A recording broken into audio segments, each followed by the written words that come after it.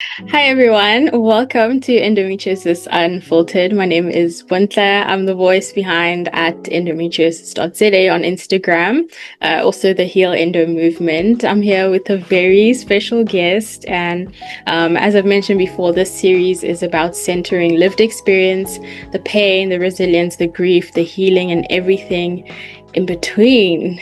So I just want to say thank you and welcome to Carmen. Thank you for being here, Carmen. Hi, Bontle. I am so happy we finally get to talk. Yes, I am so excited to have this conversation with you. Before we dive into anything, I just want the people to get to know you. But before I ask you anything, how are you feeling? Where's your pain at today?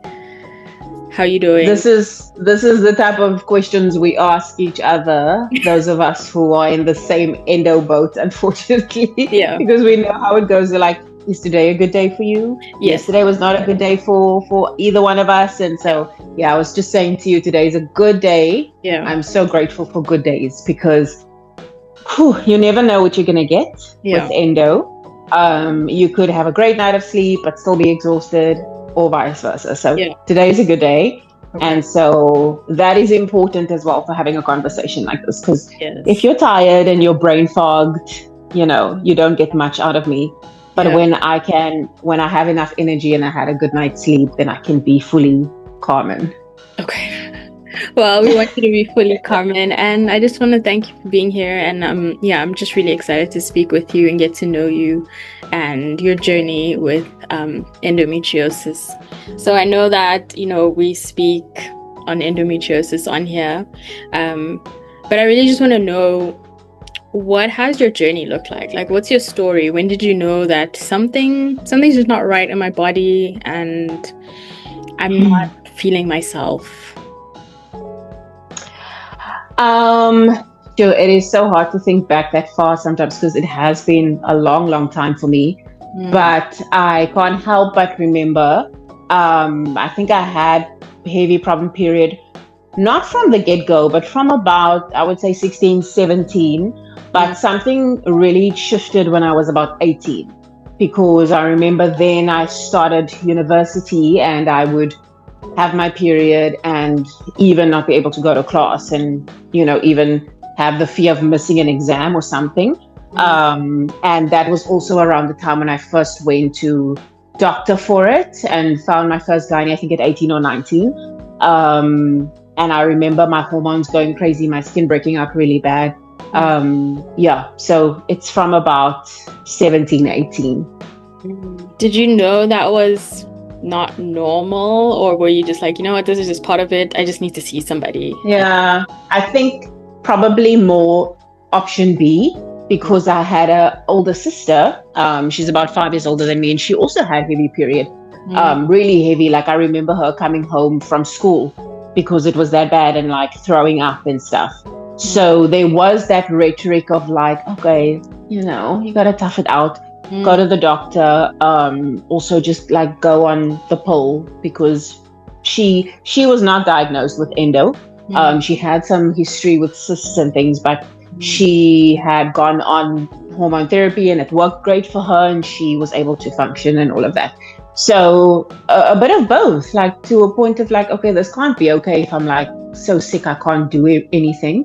But also the kind of like the society or the community that we're in, like, most women, have it that bad. So so that was just, it's normal. You kind of just have to get through and you'll be fine. And maybe yours is like a tad bit worse than but there's generally, I think, in like maybe the community or like the family that I grew up in, it's that generally like, don't be too dramatic about it, or it's not like it's going to be given full attention from the get-go as something very serious. If I didn't actually also look into it myself and grow into the knowledge of it myself. So from 16, 17, how many years did it take for you to have that confirmation that, hey, you have endometriosis, something isn't right? And were you listened to when you finally, in terms of your family, you know, or people around you, when you're like, yeah, you know, you kind of have to push through, it's normal, everyone kind of goes through something like that. Did they finally see that, like, okay, let's take this seriously? Or was it still kind of just like, yeah, well, you know, it's the usual thing. Yeah, I don't remember exactly what happened at that time, but I know I probably went to my GP complaining about it, and I remember him giving me like what is now referred to as constant, you know, those little anti-inflammatory capsules that can help you out that time of the month. Then I remember going to my first gynae at about 18, which obviously I didn't really want to do because you're young and like this is a big deal for you at that age. I was given birth control at that time. And I also had the mindset, like I said, because I had older sister and I've heard of other ladies that girls that have gone on it and it sort of worked for them. That is like, okay, I have to go on this because it'll work for me too. And then I should be okay. Did not like, I've always had bad side effects from the pill and any hormonal treatment. So I didn't like it. I remember swelling up like a fish, being very hormonal, being very depressed and sad. Did not feel like myself at all. So I think I stopped my first one that I was on after. I was very impatient. I think even the fact that it messed with my weight, I didn't like because I've always had to work hard to keep my weight intact. And then fast forward probably a year or two, spoke to some ladies. I was referred to another gynecologist that I was told is a little better and more attentive. Well, by the way, that first gynae in my hometown of Port Elizabeth, I remember him barely even doing any like tests, nothing. It was just be put on the pill. It's no further research, no further testing, nothing. Never mentioned endo. I had never heard of it at that point. And this is before like the internet was around, but before, you know, we went and researched and easily Googled everything like we do these days. And then I entered the workforce. So I finished my degree around 2009 and then started wanting to work around, 2010. And I remember that's when it also became a bigger problem for me because now obviously the days you can't work, you can't show up, and that's going to obviously affect, how you're viewed and all of that. And that was very stressful. I remember, you're young, you've now finished your degree. There's that expectation you need to work now. And then even the stress or the pressure that put on by you or on you rather by your parents, for example, like you can't just not go to work today because you have a period, and I'm over here barely able to put on my pants because I'm in so much pain and I'm in tears, My mom didn't really have a reference for that pain because she didn't have any problems in that area, which has always confused me a little bit. I think there's definitely a generational gap, even in what was norm for them. And there's probably a lot of factors involved in that, like lifestyle and food and all of that. But she didn't really have any reference for women struggling in that area. So there was that expectation. Maybe at her age, she was fine. She's never had any issues. So you must just be strong and, do what you got to do. And then I was about 22. I think I was 22 when I then went to a different gynecologist who had suggested and mentioned the word endometriosis to me and was then willing to do a laparoscopy, which he did. I was diagnosed with that laparoscopy. So yeah, I was about 22. But he could not treat my endo. He was a general gynae. He, I think, probably didn't have any skill to do any removal. According to him back then, he said he was scared he's going to do more damage because I was really young and whatever. But I respected him actually looking back rather than possibly doing more damage. But at least I had the lap and I had the confirmation. It was this very scary thing when you didn't know really what it was, Now I have this disease and I remember crying and feeling very down about it.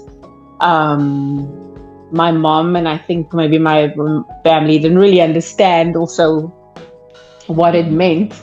And I was probably put on another birth control, which I also didn't remain on very long because, like I said, my experience would always be bad. Yeah. So, yeah, that was pretty much my story for a good couple of years, trying the next pill, not liking it, going off of it, and just continually struggling.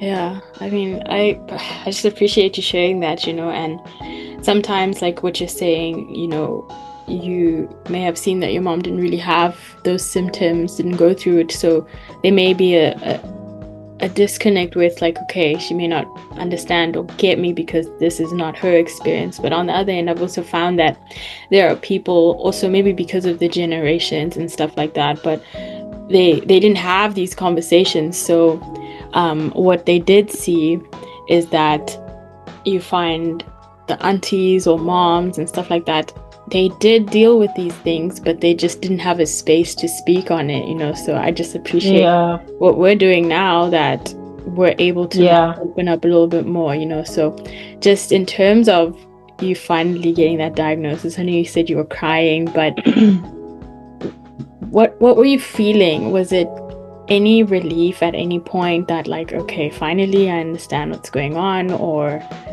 what were you feeling? I mean, it was quite a while ago for me. It's hard to even remember. But I did, I don't know if I had relief. Maybe I did have relief. Like, yes, maybe I did have, like, okay, there is something there. There's a reason for this. But I also remember feeling, I definitely had like a death sentence feeling. Like it really felt like, oh my goodness, my life is over, or what is this? How do I deal with it? Or, obviously didn't have a lot of knowledge, didn't have a lot of insight and all of that. And I mean, I just remember feeling very sad, and I think I would say maybe lack of support and lack of understanding probably made it worse. I don't think it was even taken that seriously because of a lack of knowledge, because of ignorance. It's not really taken seriously because it's like, oh, it's just a woman thing. Like you'll grow out of it. I'm not saying that they said that, but I think that is what the mindset is. I mean, if we look at today where we are, maybe now endo is starting to be taken seriously a little bit more.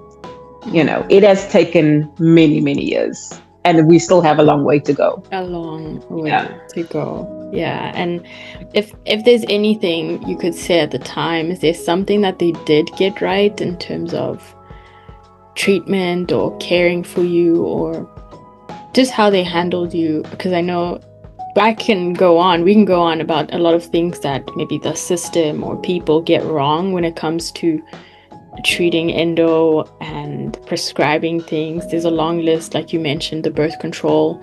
I also understand, because it's never worked for me. Since I was young, I would try different ones, and it would almost like aggravate my symptoms. I even ended up in hospital because of trying one. Oh my goodness. People just didn't really see. But is there something you feel that, you know what, over here they did something right here, whether it's either maybe the attitude or a doctor you remember just experiencing good care? What's something that you feel, in my experience dealing with endo, here's something that they really got right? You mean just in a general scope of all of the medical providers I've dealt with in my entire experience? I would say it took a long time. It took me actually moving. When I was 25, I moved from PE, or Kleberg as it's known, to Johannesburg to pursue my career. And funny, I remember when I moved, because of the fear of how my cycle impacts my work and how consistent I can be, I spoke to my gynae at the time, and I remember Vazan had just came out around that time. And I don't know how I found out about it, but I was so determined, like, because it was the first hormonal treatment that they were like, this is specifically for endo. There was nothing like that previously. And I guess a part of me was excited, like, okay, maybe there's finally something that's really just going to hit the spot. And like, I was very ambitious at that age, young. I wanted to move forward in my radio and TV career. And I was like, I'll be damned if this is gonna, stop me and impact me. And there was definitely a big fear, and still is. I think most girls with endo can relate to that fear of how this is going to impact your job, your work, your career, And so I asked my doctor, without even going to see him, the gynae I had was like, please just send me the prescription for Fazan. Like, that's all I need from you. I am moving. I don't know where I'm going to get a doctor when I'm there. So please just, give me this. So I went on it shortly after moving. I think I was on it for about 6 months. Because, the side effects, it is not jokes. I had it bad. However, on the flip side, it's like it did stop my cycle, and I think it is designed to do that. So in that way, you get relief in a sense, but I don't remember ever being completely pain-free. I still had some pain. It wasn't as bad as my pain has become now. I remember having really bad migraines. I am prone to really bad migraines, really bad acne. I lost hair so bad. I was also severely depressed, because I think it's also really bad if you are going through something in your life and now you're on something. I was homesick and, lived alone in the middle of nowhere where I didn't know anyone for my career. And so I remember feeling so low, like so low, like could not stop crying, and gained weight and all of that. And I don't like the feeling. I know maybe it's, I don't know, some people may say that, you have to pay a price, you have to pay some price, and you have to be okay with some sort of side effects for the sake of your pain or for the sake of relief in that area. But I think at that point, yes, my period pain was severe, but I kind of felt like, no, I'll figure something else out. I'll find something natural. I don't like the idea of synthetic hormones in my body and how it made me feel and all of the side effects that came with it. Like, this is not natural. This is not normal. I shouldn't be dealing with this, Anyway, so to get back to the medical, when I moved, it also took me a few years. I remember trying something natural with, we started like endo communities on Facebook and all of that. I met a lady, I think she was very much into naturopathic medication. There was 2 or 3 she was wanting to educate me on that apparently had at that point even had studies done in the way that it can improve endo. I tried it. I don't remember any significant changes. I remember going to a GP, but she also had she was a GP, but she also had naturopathic sort of belief and influence in, which I appreciated. She did blood tests on me. She was a female doctor, I think one of the first few female, even a GP that did a little extra than just the standard stuff. And I tried a few herbal things that I went on with her. Again, can't remember any major impact. Maybe it helped with PMS, because I did have bad PMS and things like that. But I then ended up getting my first specialist in Johannesburg. I was living in Midrand. So the specialist was actually from Pretoria, and she was a female gynae or specialist surgeon. And she's rather, she doesn't really have a warm bedside manner, can't lie. But she is one of the few, I did take referrals from the Facebook groups we had. I think I joined the Endo Warrior Facebook groups. I got to know Rochelle, the founder of that group, and it was so great to have that community. That helped a lot. I think education, awareness, things, it's amazing. And as time went on, I obviously also learned to educate myself and advocate for myself, because you educating yourself on your own body and how it works and how endo works is very powerful. It's very necessary. And so then I found my specialist there, and I ended up having my first excision only in 2018, because my pain was getting worse and worse and worse, and I knew I needed to get it looked at and that sort of thing.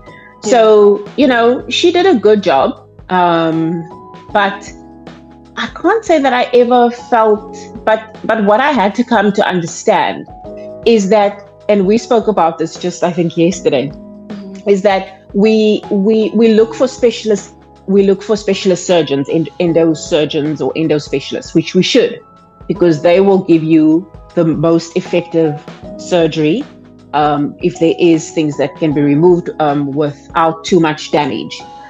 Okay, so I know you mentioned, that finding a specialist is so important. I'm curious to know what healing for Carmen as a whole, what does that look like? I know you may have had to go for surgery. You mentioned just some of the natural things. What is healing as a whole? What does that look like on your journey? What are some of the practical things that you would say, this is in my healing essential toolkit? And that could be outside of just medication. That could be maybe some of you do, how you spend your time. What does healing look like for you? I love that you use the word healing, because I think healing has a little bit of a different connotation for me. Healing, I don't know if the Western medical world actually even uses the term healing, and I know why you use that, because healing is almost more spiritual for me, because healing speaks of like actually restoring the person back to, complete health, ideally. To be honest, I don't know if I want to use that word. I would probably rather use management. Okay. Not to take away, obviously, from your question. Sure. It's just, I get it. I can't help but think of it that way, because, we strive for healing. We aim for healing. There's obviously more than just Western medicine, which I think any endo warrior would know about, because we try so many different things. We were like, okay, there must be another way. So I think management is probably the more safe word, but I do understand what you're saying. I have had 4 laparoscopies in total. 3 of which were excision surgeries done by specialists. And in my case, I had a lower stage of endo. I had, I think, stage 2, which I think it was that, even that kind of messed me up, because I remember like my pain being so dramatic and intense that when I found out, maybe in doctors' terms, that it wasn't that much that they found or that they saw, I was like, it didn't really feel good. It didn't feel validating enough. But when we understand endo, when we research and we understand more and more, and even the research that is now being done that helps us continue to understand what this actually is and how this actually works, it is so much more than that topical tissue that is found in a particular place where it's mostly concentrated in the pelvic wall, where we understand it is so much more of a systematic condition. And that changes our mindset completely within ourselves, understanding our own bodies. I think that's actually been missing, because for so long, I think most of us think about it, okay, it's there, it's something that has to be removed, and once it's removed, I should be okay. But what happens when what they can find is removed and I'm still not okay? Right. And that is a mind boggle for, I think, most of us. And I know many women do have great relief, which I would want for every woman, which is great. It's amazing. Or maybe temporary relief after a surgery. But when you understand that it is a systematic disease, I don't like the word disease, but I'm just going to use that. Even for yourself, I think that feels validating for those of us who have been told, oh, there wasn't that much found and it has been removed. You've been to the best specialist. You've been on hormone therapy. But yet I am struggling, and I think my current surgeon, who's in Cape Town, he's one of the best in the city. I respect him a lot. But I've also come to realize and understand that surgeons are surgeons. Surgeons and gynecologists, they are exactly that. They look at tissue, displaced, dysfunctional tissue. Yes, they maybe look at hormones to a certain extent, but very little and very rarely do they look at the body holistically and you as a person holistically. So sometimes, and I think that is where a lot of maybe the medical gaslighting or feeling misunderstood, feeling like you're not heard or they think you're lying, that's where it comes from, because they can only respond and treat you kind of like from their medical frame of reference, what they are taught and what they are maybe even allowed to give answers to. So if you're saying, doctor, but I feel this way, I'm dealing with this, I'm dealing with that. My doctor, the surgeon I have, the reason why I say I respect him is, even though I feel many times he can't answer all of the questions that I have, because I'm that girl, I'm there asking you questions for as long as I can, because I'm trying to understand, like, right, yeah, why am I dealing with this and that, and why am I struggling? And many times he can't really answer me outside of, it's almost like he'll circle back to the same answer he gave to the previous question. Yeah. Because it's like, look, this is what I know, and this is what the research says, and this is what technique, and that is where you can feel very misunderstood. Yeah. And I guess gaslit, which we didn't really use that term back in the day. We didn't really know what that meant. Yeah. And maybe they don't intend to make us feel like it's our fault. But that is, I think you just feel kind of like, okay, this doctor's good at what he does. But at the same time, there's only so much he can do for me. Why can you not give me answers to, even if it is something anatomically part of what his or her, title is, like, let's say I'm dealing with very painful ovulation, which is one of my worst symptoms that I've had, I would say, as I got into my 30s, and more especially as I had my daughter, which is 3 years ago. My ovulation pain went from bad to excruciating. Oh my gosh. For anyone that doesn't understand, is there a way you can just describe it, just so that they can try to just grasp how painful and uncomfortable it is? Because even if you're there with someone who's busy having painful ovulation or having a cyst ruptured, and you're seeing it from the outside, you're watching this person going through the pain, you're hearing them moaning and like crying and like in a fetal position, it still does not.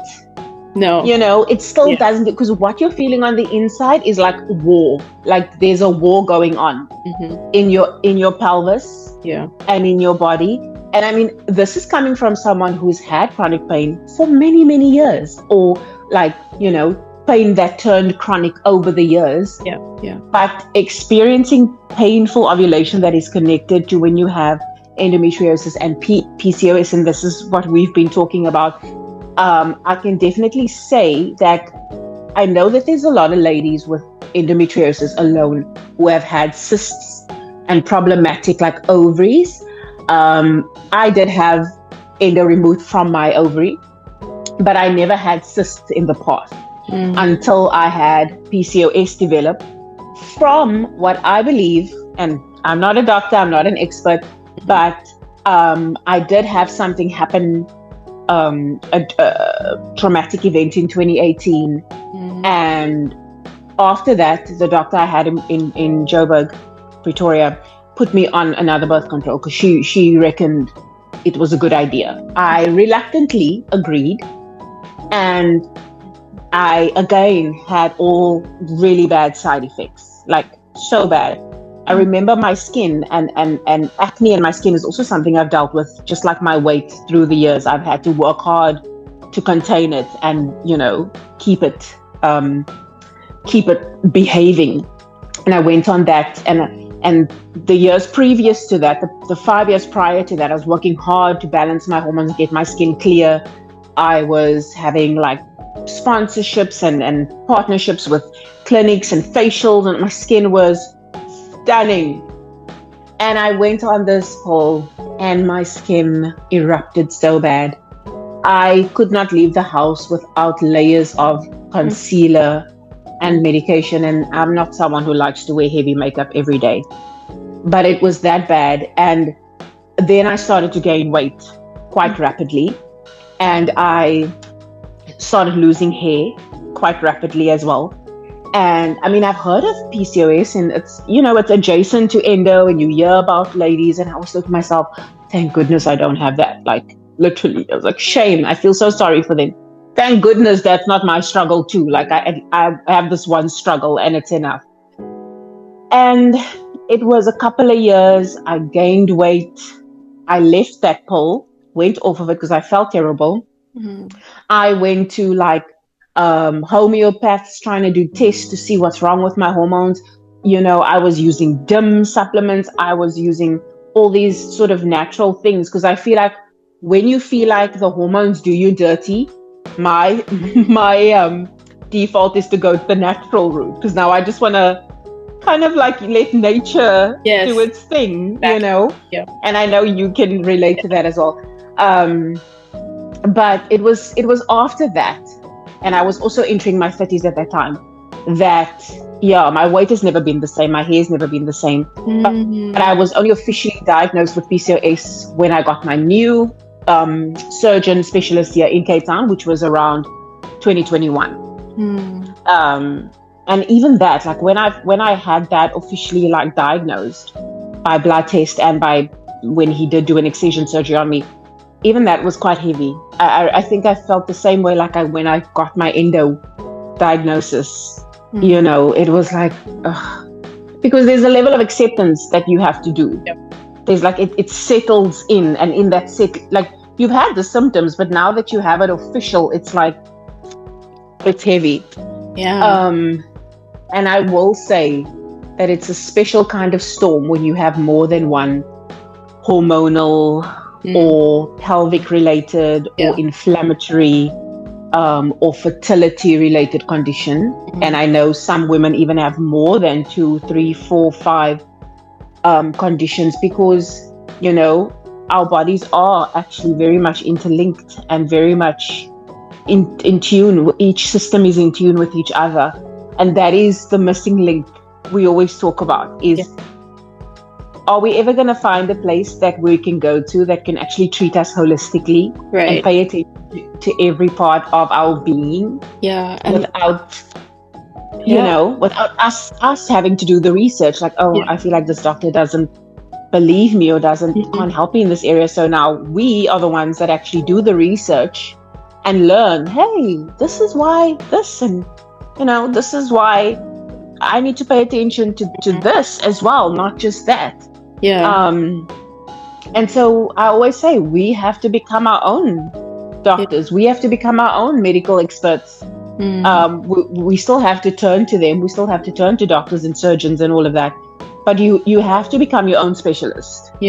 So with everything that you've mentioned, it just made me remember that usually when I'm speaking to people, they don't realize that treatment and management of symptoms, whether it's endo, PCOS, sometimes we're not starting from the same point. So I think it's just always important to remember that, one person might be dealing with the endo, the PCOS, other issues, other environmental factors that might all contribute to what a person is dealing with. And I think sometimes, the healthcare system, like you were just saying, it's sometimes textbook, this is what it says, this is what I can give you, and that's kind of it. And so I think that's why it is important to approach, I know I use the word healing, but for people to understand management of symptoms and pain and the condition that we're struggling with, it's important to look at it from a holistic approach and in an individual case by case sort of thing, you know what I mean? But in all of this, I'm so curious to know, how do you do this as a working woman, and how do you communicate with employers, the space you're in, people around you? How do you do that? You mentioned you had multiple surgeries. How do you do it?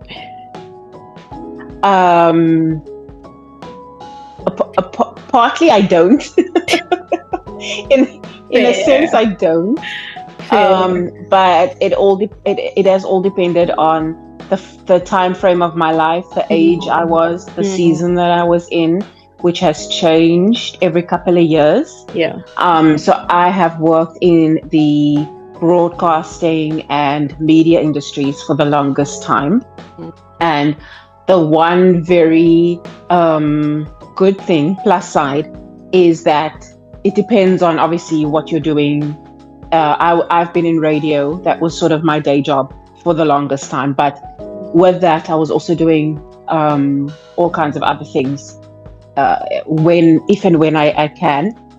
But by the grace of God, after starting out with radio in my hometown on a community level, having then moved to Joburg to pursue it more seriously where the industry is bigger, I was so blessed to be taken on as part of the team with a big radio station there.